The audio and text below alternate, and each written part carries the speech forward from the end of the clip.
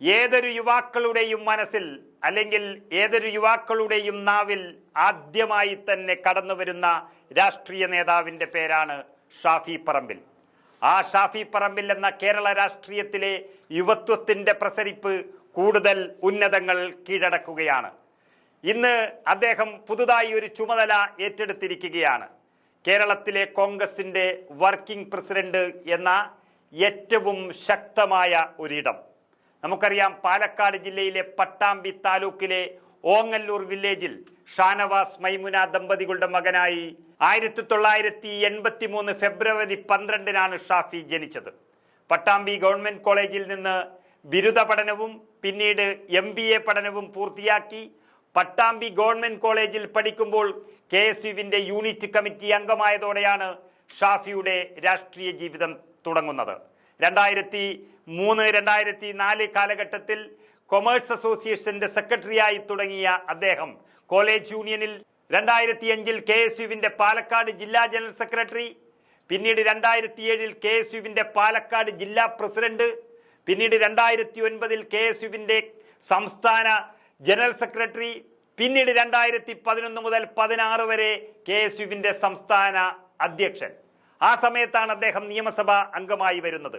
2016-ലും 2021-ലും അദ്ദേഹം പാലക്കാട്ട് നിന്ന് നിയമസഭാ അംഗമായി വിജയിച്ചു.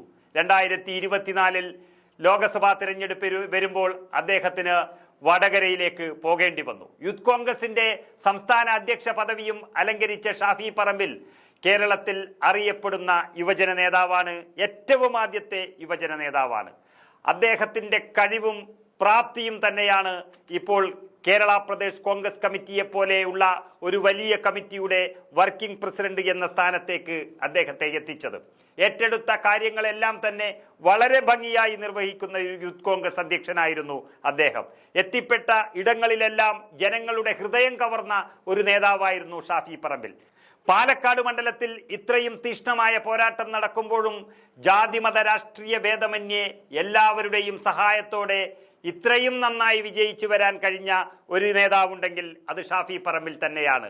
അതാണ് മെട്രോമാൻ എന്നറിയപ്പെടുന്ന ശ്രീധരനെ പോലും പരാജയപ്പെടുത്തി കേരള നിയമസഭയിലേക്ക് ഷാഫി എത്തിയത്. പിന്നീട് വടകരയിൽ എത്തിയത്.